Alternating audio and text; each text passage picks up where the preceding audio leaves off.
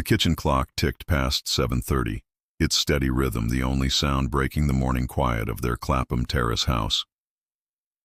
Emma Reynolds sat at the breakfast table, her fingers wrapped around a cooling cup of coffee, eyes fixed somewhere, beyond the rain-streaked window. The autumn drizzle painted everything gray, the garden, the neighboring houses, the day ahead. Daniel watched her from the counter, buttering his toast with mechanical precision. 3 years of marriage had taught him to read her silences, but this morning felt different, heavier. Emma's handbag sat beside her chair, black leather worn smooth from daily use, its contents a mystery he'd never thought to question until now. "You're quiet today," he said, settling into the chair across from her. His voice carried the careful neutrality of someone testing dangerous waters. Emma's smile flickered to life, practiced and hollow. "Just thinking about the Morrison case, the hearings today." Daniel nodded, though something cold twisted in his stomach. Emma was a solicitor at Hartwell and Associates, dedicated to her work in ways that sometimes made him feel like a stranger in his own home. But this wasn't about work. He could sense it in the way she held herself, shoulders tense, jaw tight, like someone bracing for impact. "Will you be late tonight?" The question came out sharper than he intended. "Probably." She stood abruptly, reaching for her handbag. The movement was quick, protective, as if she were guarding something precious. "Don't wait up." The phrase hung between them like a warning. Don't wait up. When had that become their default? When had his wife started treating their shared bed like a hotel room she occasionally occupied? Daniel watched her gather her things, the handbag clutched close to her chest, keys jangling with nervous energy. That same hollow smile fixed in place. She kissed his cheek in passing, a brief pressure of lips that felt more like obligation than affection. "Have a good day," she murmured, already moving toward the hallway. The front door closed with a soft click, and Daniel remained at the kitchen table, staring at the empty chair where his wife had sat moments before. The silence felt different now, not peaceful but loaded with unspoken tensions. Emma's coffee cup sat abandoned, lipstick staining the rim in a perfect crescent moon. He'd noticed the changes weeks ago. The late nights had multiplied, phone calls that ended abruptly when he entered the room. That handbag, always within arm's reach, never left unattended. Small things that accumulated like drops of water wearing away stone. Standing slowly, Daniel carried their dishes to the sink. Through the window, he could see Emma's figure disappearing around the corner, handbag swinging at her side. Part of him wanted to run after her, to demand explanations for the growing distance between them. But a larger part, the part that had learned to navigate Emma's moods through 3 years of marriage, whispered that patience was safer. The house settled around him, creaking with the weight of unspoken words. Upstairs, their unmade bed bore the imprint of 2 bodies that had slept back to back, careful not to touch. The bathroom still held traces of Emma's morning routine, damp towels, the lingering scent of her perfume, small evidences of a life lived in parallel to his own. Daniel finished washing the dishes and glanced at the clock. 8:15, his own commute to the accounting firm could wait another few minutes. The morning's strangeness had left him unsettled, reluctant to leave the house where answers might be hiding in plain sight. The morning stretched ahead of Daniel like an empty canvas, unusual for a Wednesday. His client meeting had been postponed, leaving him alone in the house that suddenly felt too quiet, too full of Emma's absence. He moved through their routine tidying with mechanical precision, making the bed, straightening cushions, collecting scattered magazines. It was when he lifted Emma's cardigan from the back of the sofa that he saw it, her handbag, forgotten in her morning haste, sitting beside the coffee table like an accusation. Emma never forgot her handbag. In 3 years of marriage, she'd turned back from the front door more than once to retrieve it, claiming she felt naked without it. The black leather seemed to pulse with significance as Daniel stared at it, his heart beginning a slow, heavy rhythm against his ribs. He shouldn't look. The rational part of his mind, the part trained in proper procedures and professional boundaries, knew this violated every rule of privacy and trust. But the other part, the part that had been cataloging Emma's silences and evasions, whispered that desperate times called for desperate measures. His hands trembled as he reached for the clasp. The bag opened with a soft click that seemed to echo in the silent room.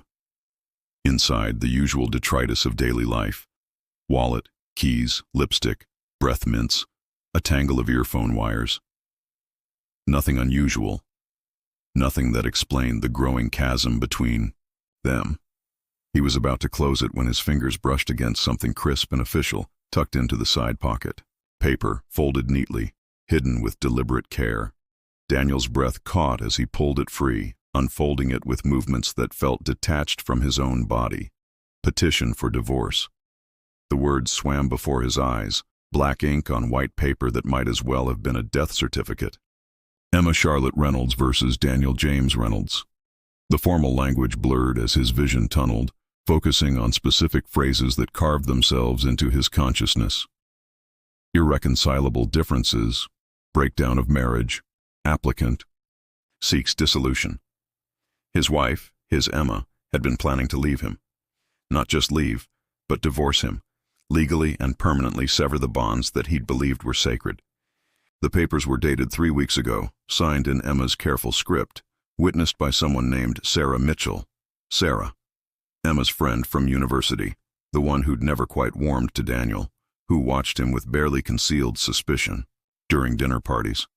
Of course, Emma would confide in Sarah before her own husband. Daniel's legs gave out, depositing him heavily onto the sofa. The papers fluttered to the floor, spreading like accusations across the cream carpet. 3 weeks. Emma had been carrying this secret for 3 weeks, sitting across from him at breakfast, kissing him goodnight, sharing their bed while planning her escape. The betrayal hit him in waves. First, the cold shock of discovery, then the burning humiliation of being the last to know about his own marriage's end. But underneath both emotions, something darker stirred, something that whispered about control and consequences, about wives who thought they could simply walk away without permission. Daniel gathered the papers with shaking hands, refolding them, along their original creases. Everything had to be exactly as Emma had left it. She couldn't know that he knew, not yet. Not until he decided what to do with this devastating knowledge that now pulsed through his veins like poison. The divorce papers burned in Daniel's mind like a brand, their formal language replaying on an endless loop as he moved through the motions of his day. He'd returned them to Emma's handbag exactly as he'd found them, but the knowledge of their existence had fundamentally altered the architecture of his world. Everything looked the same, yet nothing would ever be the same. Again. Emma came home at 8:30, her key turning in the lock with its familiar scrape. Daniel sat in his armchair, newspaper spread before him like a shield, though he hadn't read a single word in the past hour. "Sorry I'm late," she called from the hallway, voice bright with manufactured cheerfulness. The Morrison hearing ran. "Over." "No problem," he replied, proud that his voice sounded normal, concerned. "There's leftover curry in the fridge." She appeared in the doorway, handbag clutched against her chest, that gesture that now carried such loaded significance. "You're sweet, but I grabbed something at the office." Liar. The word formed sharp and clear in his mind. She'd been planning their divorce for weeks, sitting in some solicitor's office, not her own, he noted, but someone else's to avoid conflict of interest, discussing the dissolution of their marriage like a business transaction. And now she stood there, offering him that hollow smile, pretending concern for leftover curry. Over the following days, Daniel found himself hyper-aware of Emma's every movement. He cataloged her phone calls, noting how she stepped into the garden or upstairs when certain numbers appeared on the display. He watched her dress for work, wondering if she was choosing outfits to impress someone else. Perhaps the solicitor handling her case, or maybe there was another man entirely. Sleep became elusive.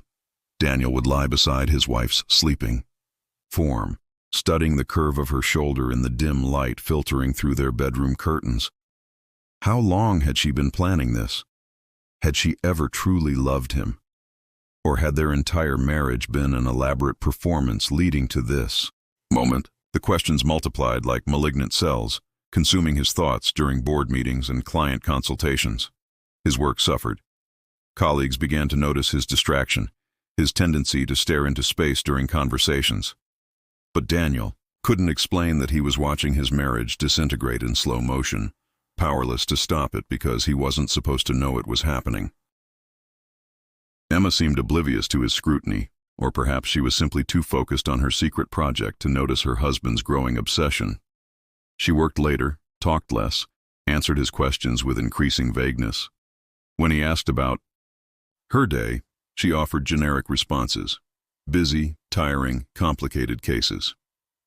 When he suggested dinner out or a weekend away, she cited work pressures and upcoming deadlines. The distance between them grew measurable.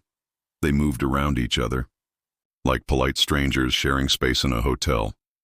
Emma would come to bed after Daniel had fallen asleep, and she was gone before he woke. Their conversations became purely functional, bills to pay, appointments to schedule, the mundane logistics of two lives that were apparently no longer intertwined. But beneath the surface of this careful choreography, something darker was building. In Daniel's chest, a pressure that increased daily, fed by every fake smile, every deflected question, every moment his wife looked through him as if he were already gone. He began to fantasize about confronting her, imagining different scenarios where he revealed his knowledge. Sometimes he pictured himself calm and reasonable, asking for explanations and offering to work on their problems. Other times, the fantasy turned uglier. Accusations and demands, tears and recriminations, the satisfying shock on Emma's face. When she realized her secret was exposed, but Daniel did nothing, said nothing. He watched and waited, letting the poison of betrayal course through his system while his wife planned their ending without him. The wine bar in Covent Garden buzzed with Thursday evening energy, young professionals unwinding after long days, their laughter mixing with the clink of glasses and low jazz playing overhead. Emma Reynolds sat across from Sarah Mitchell in a corner booth, their conversation islands of quiet intensity amid the surrounding chaos. "You look terrible," Sarah said without preamble, studying Emma's face with the frank assessment of a 20-year friendship. "When's the last time you slept properly?" Emma managed a weak smile, fingers wrapped around her wine glass like an anchor. "That obvious?" "To me, yes. To Daniel?" Sarah's expression hardened slightly at the mention of Emma's husband. "He probably hasn't noticed. Too wrapped up in his own world."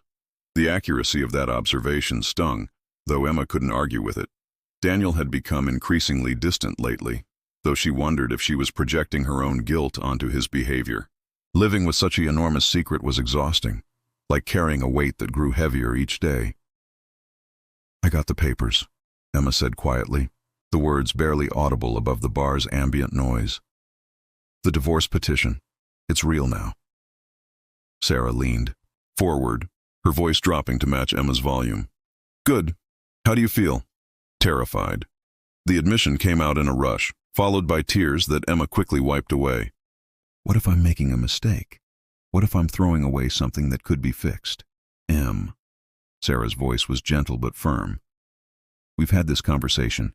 Remember what you told me last month? About the way he checks your phone when he thinks you're not looking? The way he questions where you've been? Who you've talked to?" Emma remembered.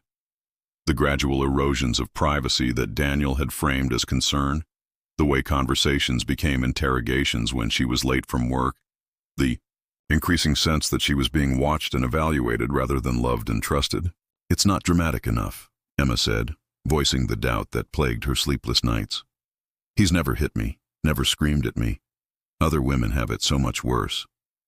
"Control doesn't always look like violence," Sarah replied. "Sometimes it looks like a husband who needs to know where you are every moment, who makes you feel guilty for having friends, who treats your independence like a personal betrayal." The words hit too close to home. Emma thought about the way Daniel's face changed when she mentioned after-work drinks, the subtle ways he'd made her feel selfish for wanting time with friends, the gradual isolation that had happened so slowly she'd barely noticed until it was complete. "I'm scared of what he'll do when he finds out," Emma admitted. "There's something in his eyes lately, something angry and watchful, like he's waiting for something." Sarah reached across the table, covering Emma's hand with her own. "That's exactly why you need to be careful. Don't tell him about the papers until everything's in place. Have somewhere to go, money set aside, all your important documents secured. You think he'd hurt me? The question hung between them, heavy with implication. Sarah's silence was answer enough. Just promise me you'll be careful, Sarah finally said. Trust your instincts. If something feels wrong, if he seems suspicious, don't wait. Just leave. Emma nodded, though part of her still couldn't believe they were talking about Daniel, her husband, the man she'd once loved enough to marry. The breaking point came on a Saturday morning over something as mundane as burnt toast. Emma stood at the kitchen counter, scraping charred bread into the sink, when Daniel's voice cut through the domestic quiet like a blade. Can't you do anything right anymore? The words hung in the air, sharp and unexpected.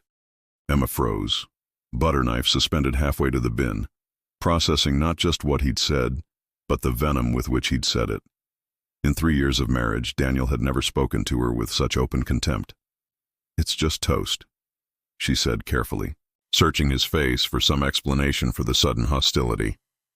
I'll make more. That's not the point. Daniel's jaw was tight, his hands clenched at his sides. You used to care about details. Now you're careless with everything, distracted, like nothing in this house matters to you anymore. The accusation was so loaded with subtext that Emma felt her breath catch. Was this about toast, or was Daniel somehow sensing the larger deception she was carrying? The divorce papers were safely hidden in her handbag, but guilt had a way of showing itself in unconscious behaviors. I've been tired lately, she offered, keeping her voice level. Work's been intense. Work. Daniel's laugh was bitter, foreign. Always work. Never us, never this marriage, never what we're supposed to mean to each other. Emma set down the knife, turning to face him fully. This was the most honest conversation they'd had in months, even if it was wrapped in anger. What's really bothering you, Daniel? For a moment, something flickered in his eyes. Knowledge, suspicion, hurt. Emma's heart began to race, wondering if somehow he'd discovered her secret. But then his expression shuddered and he turned away. Nothing. Forget it. I'm going for a walk. He was gone before Emma could respond, leaving her alone in the kitchen with the acrid smell of burnt bread and the echo of his accusations. The Daniel who'd just spoken to her was a stranger, cold, hostile, dangerous in ways that made her skin crawl. The pattern repeated over the following days. Daniel would be normal, even pleasant, for hours at a time. Then something would trigger him. Emma answering her phone, staying late at work, mentioning plans with friends, and the mask would slip. His voice would take on that cutting edge. His eyes would narrow with suspicion, and Emma would find herself walking on eggshells until the storm passed. She began to document the incidents in her mind, creating a catalog of her husband's increasing volatility. The way he'd questioned her about a client lunch until she felt like a criminal under interrogation. How he'd accused her of lying when she'd said she was tired and wanted to go to bed early. The morning he'd demanded to know why she needed her handbag when she was just going to the corner shop. Each incident was small enough to dismiss individually, but together they formed a pattern that made Emma's chest tight with anxiety. This was the man Sarah had warned her about, the controlling husband who'd been lurking beneath Daniel's pleasant exterior all along. The worst part was the unpredictability. Emma never knew which version of her husband would emerge, the charming man she'd married, or this new stranger with his sharp words and suspicious eyes. She found herself analyzing his moods, trying to predict and prevent the next eruption, walking through her own home like she was navigating a minefield. At night, lying beside him in their bed, Emma would listen to Daniel's breathing and wonder if he was really asleep or if he was watching her, cataloging her movements the same way she was cataloging his. The house that had once felt like a sanctuary now felt like a prison, and Emma began to count the days until she could safely reveal the truth and finally escape. The marriage had not always been a battlefield. In the beginning, Daniel's attention had felt like worship. Emma remembered their first meeting at a mutual friend's birthday party, how Daniel had seemed genuinely interested in her opinions, her work, her dreams of traveling to Morocco someday. He'd listened when she talked, asked thoughtful questions, made her feel seen in ways that her previous boyfriends never had. When he'd asked for her number, she'd felt chosen, special. The courtship had been intense and flattering. Daniel called. When he said he would, remembered details about her cases at work, sent flowers for no reason other than thinking of her. He'd seemed fascinated by her independence, proud to date a successful solicitor who could hold her own in any conversation. Emma's friends had been impressed by his devotion, his obvious adoration of her. But looking back now, Emma could see the warning signs that had been camouflaged by romance. The way Daniel had subtly discouraged her from accepting invitations that didn't include him, framing it as wanting to spend more time together. How? He'd begun to comment on her appearance, not critically but possessively, as if her body were something he had the right to evaluate and approve. Their engagement had been a whirlwind of planning and preparation that left little time for reflection. Daniel had taken charge of most decisions, claiming he wanted to relieve Emma of the stress. The venue, the menu, the guest list, all shaped by his preferences, while he convinced her that he was simply being considerate of her busy schedule. The first year of marriage had been an adjustment period that Emma had convinced herself was normal. The way Daniel liked to know her whereabouts wasn't jealousy, she'd told herself, but caring. His comments about her friends weren't controlling but protective. When he'd suggested she didn't need to work such long hours anymore, after all, his salary could support them both, Emma had seen it as romantic rather than manipulative. The erosion had been so gradual that Emma hadn't recognized it as such. Dinner invitations declined because Daniel wasn't feeling social. Weekend plans with friends postponed because he'd already made other arrangements for them.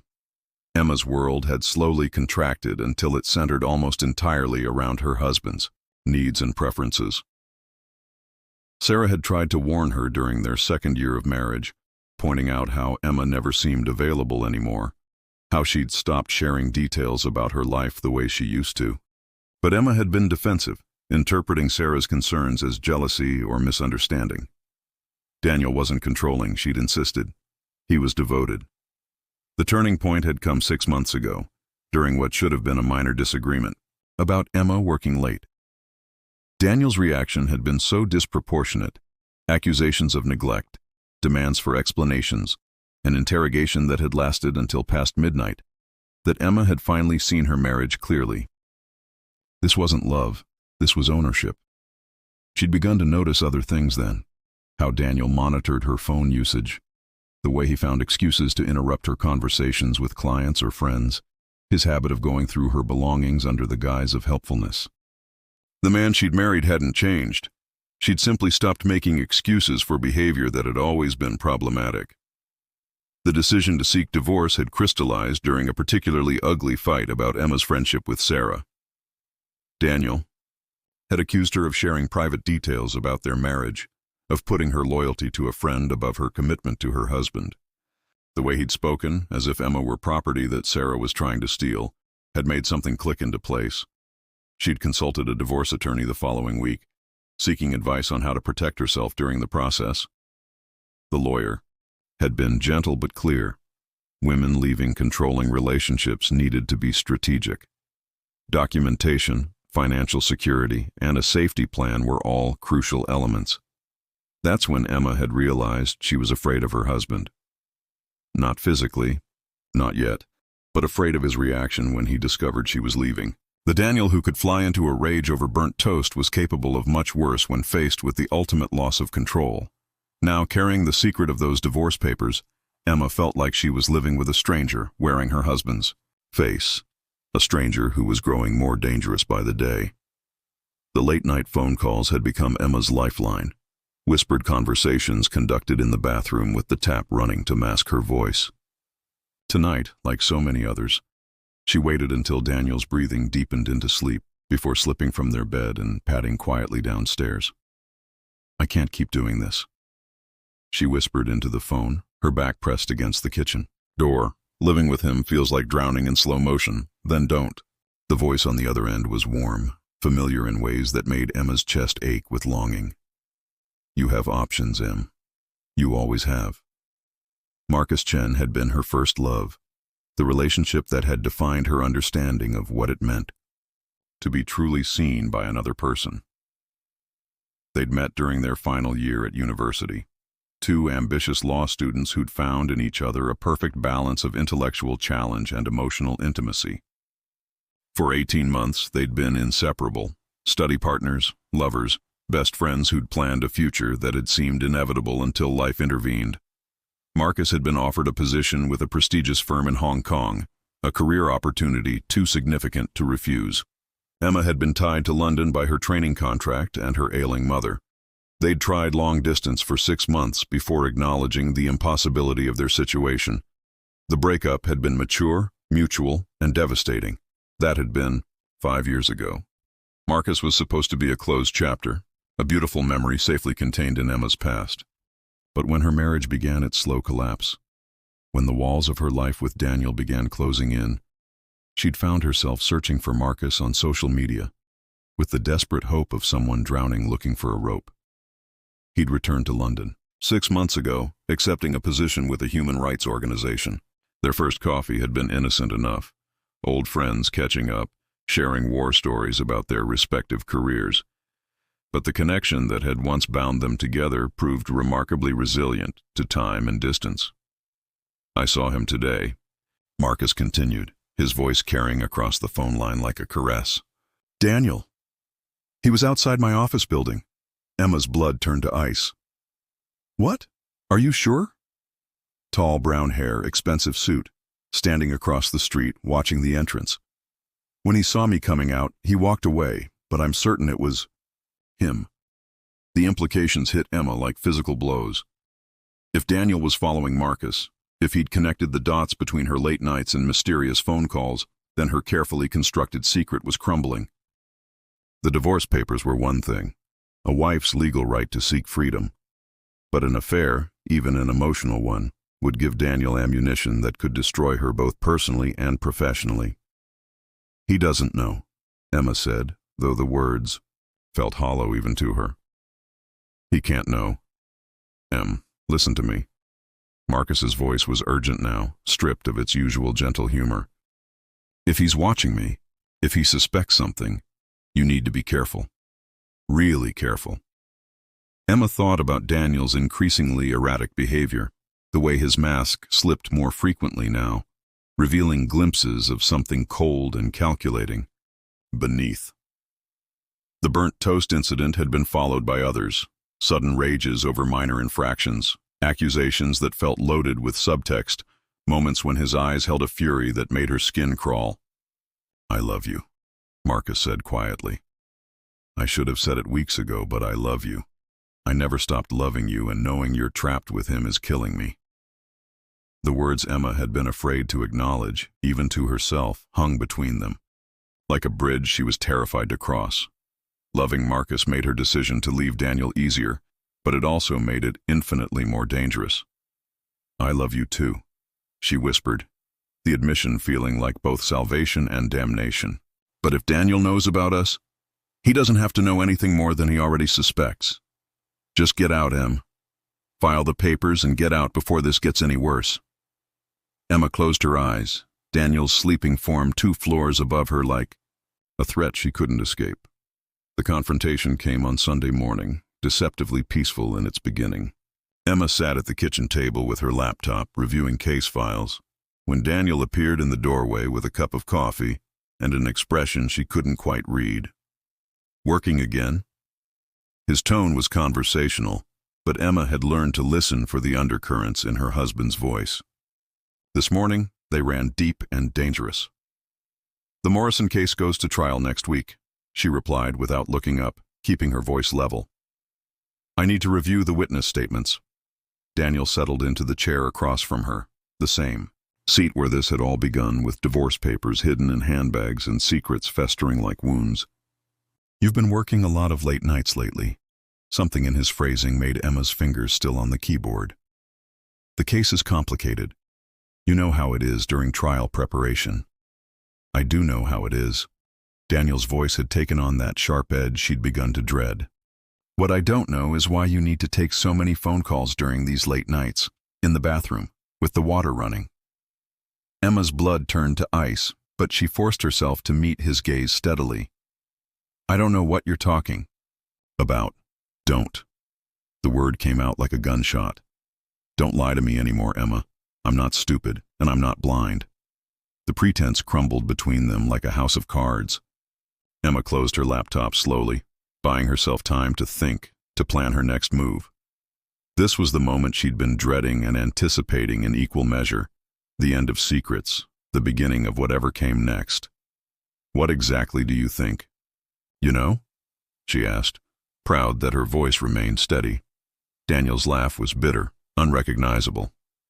I know that my wife has been sneaking around behind my back. I know she's been making secret phone calls to someone who makes her smile in ways I haven't seen in months. I know she's been planning something, hiding something, lying about something.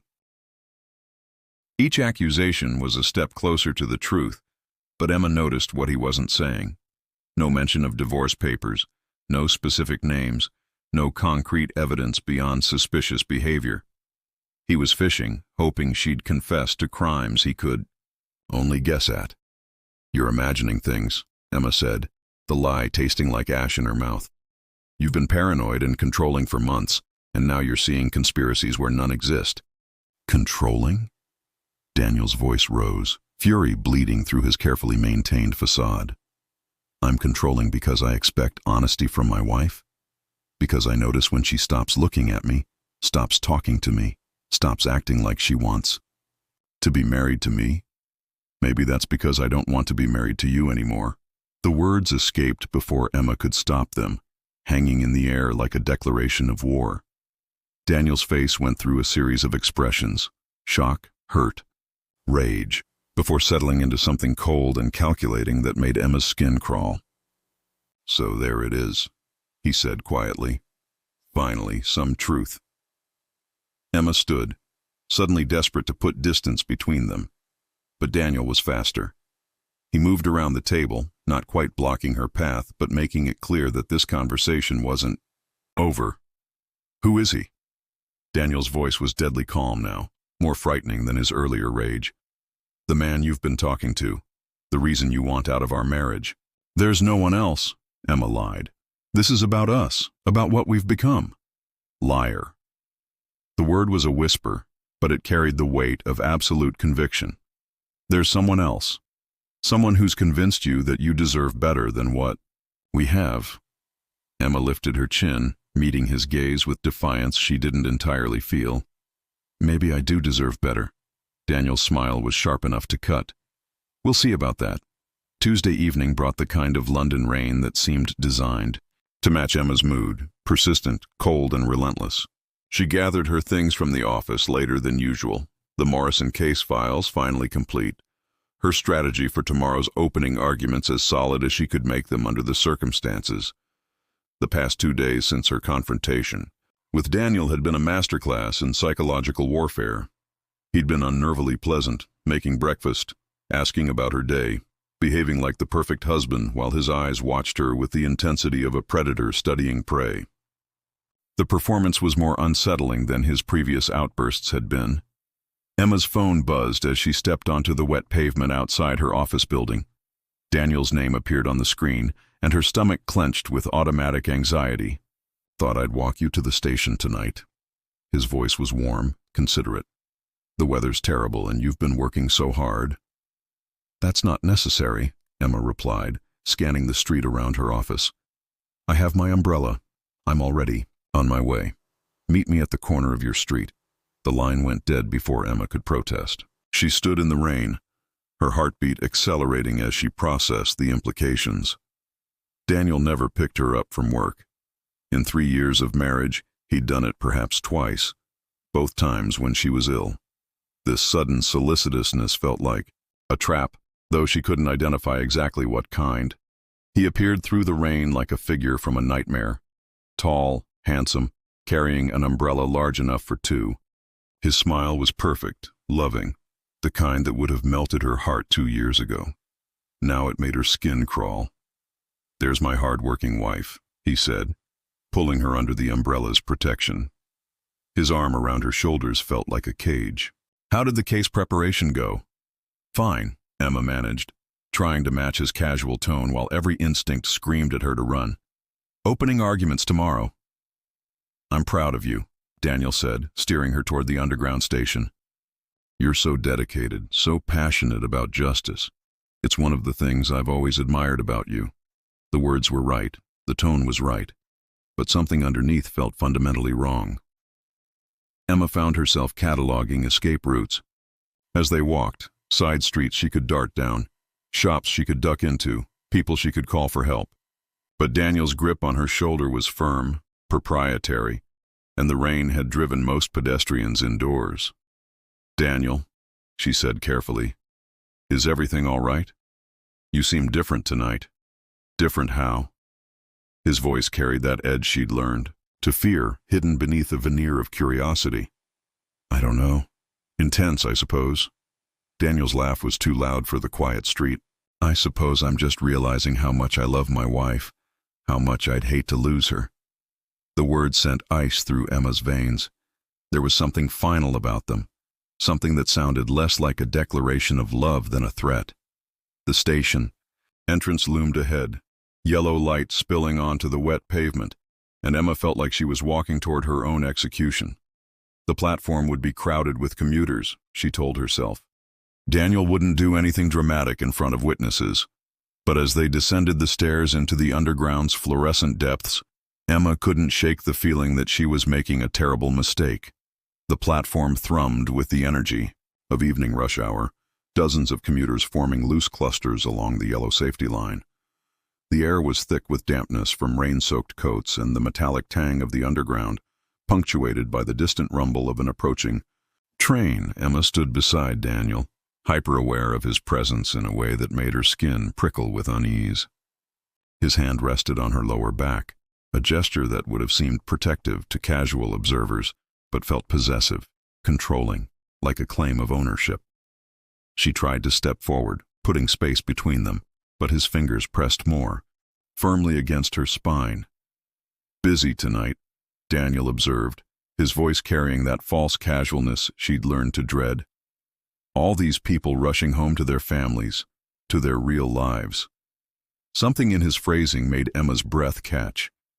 "Daniel, it's funny," he continued, speaking over her, "how people can live such elaborate lies, pretending to be one thing while secretly being something else entirely." The rumble of the approaching train grew louder, a vibration Emma could feel in her bones. The crowd began to shift, people positioning themselves for the familiar dance of boarding and alighting. Emma found herself pressed closer to the platform edge, Daniel's presence solid and immovable behind her. "You've been lying to me," he said quietly, his voice somehow audible despite the increasing noise of the approaching train. "About everything. The late nights, the phone calls, the reason you don't want to touch me anymore." Emma's heart hammered against her ribs. "I don't know what you're talking about." Marcus Chen. The name dropped between them like a bomb. "Did you think I wouldn't find out? Did you think you could sneak around behind my back forever?" The train's headlight appeared in the tunnel, growing brighter as it approached the station. Emma felt Daniel's hand shift on her back, his fingers spreading wider, pressing more firmly. Around them, commuters shuffled forward in anticipation of the train's arrival. "It's not what you think," Emma said desperately, trying to turn to face him, but Daniel's grip kept her facing forward, toward the approaching train. "Isn't it?" His breath was warm against her ear, his voice dropping to a whisper that somehow carried more menace than if he'd been shouting. "My wife, carrying on with her ex-boyfriend, planning to leave me for another man, making me look like a fool." The train was close now, its brakes beginning to screech as it prepared to enter the station. The sound was deafening, drowning out everything except the blood rushing in Emma's ears and Daniel's voice, disturbingly calm in the chaos. "You could have just asked for a divorce," he said conversationally. "Could have been honest instead of sneaking around like a common whore." "Daniel, please, but that would have meant giving up half of everything, wouldn't it? Much easier to make me the villain. Much easier to run off with your lover and keep your hands clean."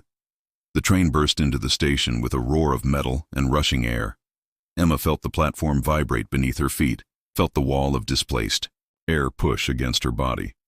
The crowd surged forward slightly, following the familiar rhythm of London commuting. That's when Daniel's hand changed from restraint to propulsion. The push wasn't violent or dramatic. To anyone watching, it might have looked like a stumble, a moment of lost balance in the crowd. But Emma felt the deliberate pressure against her back, the calculated force that sent her stumbling forward just as the train thundered past, time fractured into impossible slow motion. Emma saw the yellow safety line disappear beneath her feet, saw the blur of the train's silver carriages rushing past, felt the horrible moment of weightlessness as she fell forward into the path of tons of screaming metal.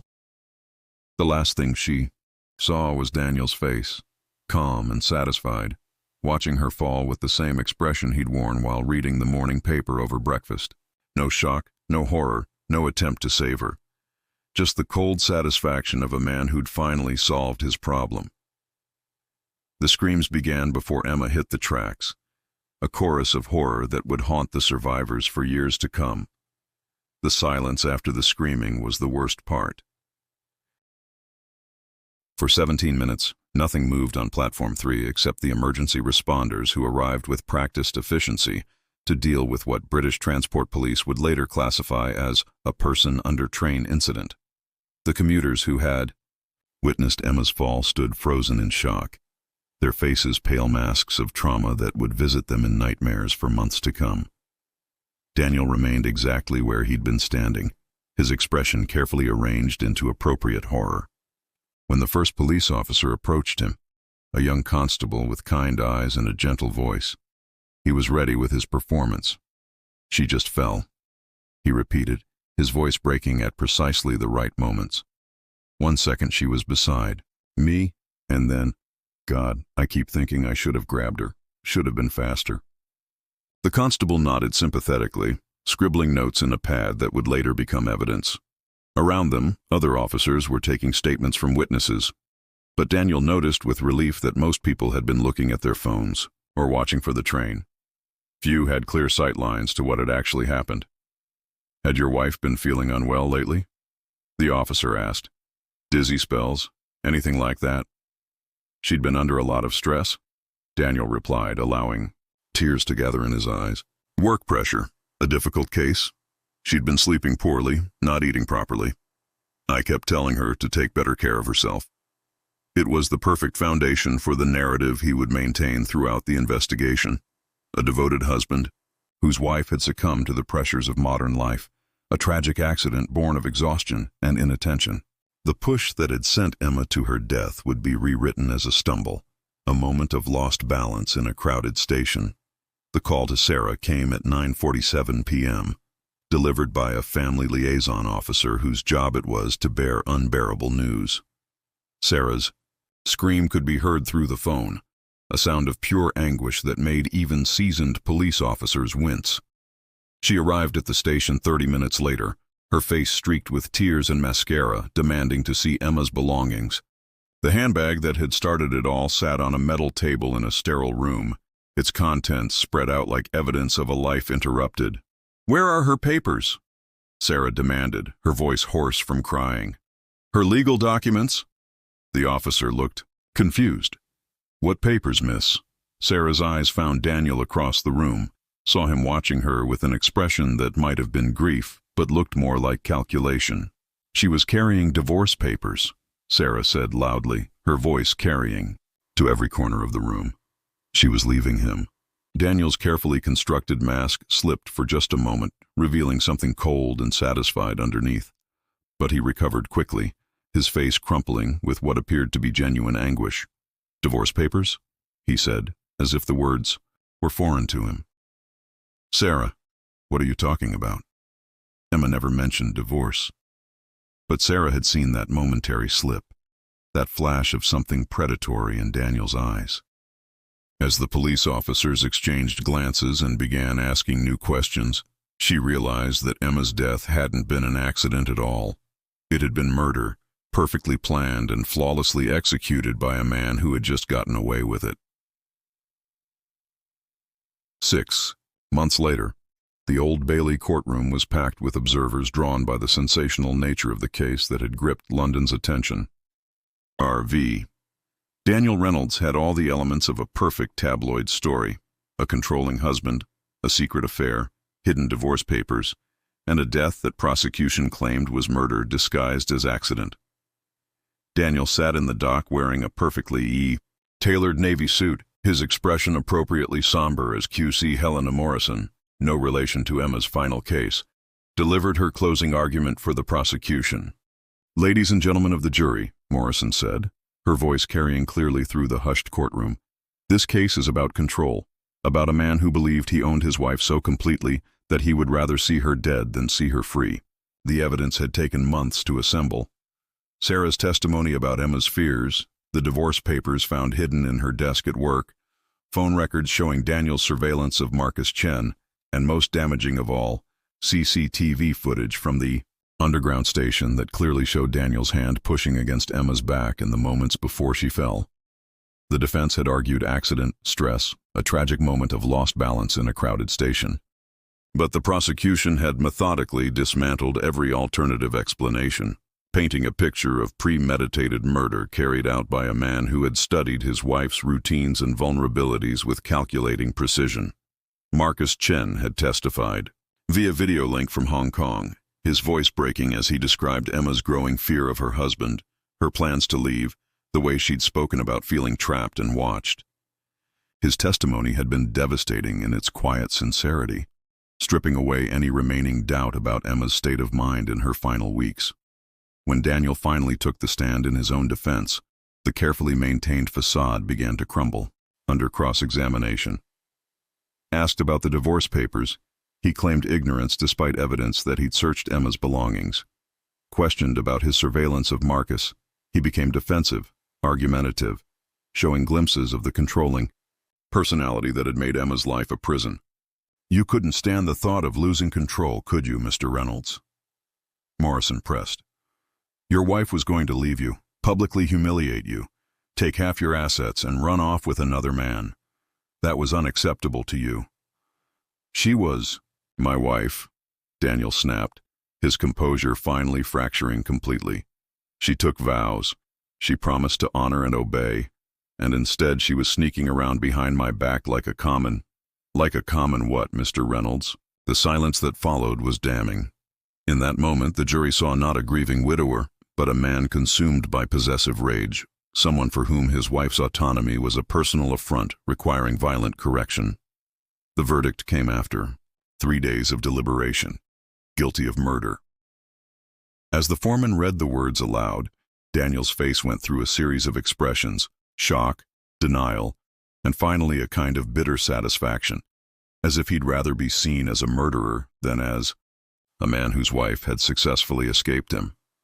Judge Blackwood sentenced him to life imprisonment with a minimum term of 25 years, noting the premeditated nature of the crime and the particular vulnerability of the victim, who had been trying to escape an abusive relationship. Sarah sat in the public gallery throughout the sentencing, tears streaming down her face, not from relief but from the devastating knowledge that justice, however perfectly served, could never bring Emma back. The friend who had tried to save her own life was gone forever, reduced to evidence and testimony in a criminal trial. As Daniel was led away in handcuffs, he turned one last time to scan the courtroom, his eyes finding Sarah's with an expression of pure malice. Even in defeat, even facing decades in prison, he wanted her to know that he blamed her for Emma's decision to leave, for the cascade of events that had led to this moment. Outside the courthouse, London continued its relentless pace. Commuters hurried toward underground stations. Couples walked hand in hand through the city streets. Life moved forward with the stubborn persistence that defines urban existence. But Platform 3 at Emma's station remained forever changed, haunted by the ghost of a woman who had died for wanting freedom. A reminder that love can become possession, and possession can kill.